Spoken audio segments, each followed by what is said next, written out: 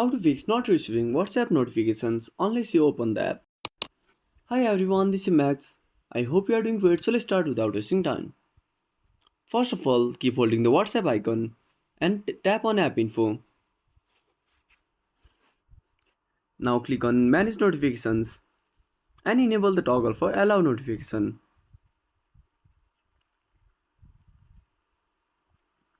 Now go back. Now disable the toggle for pause app activity if unused.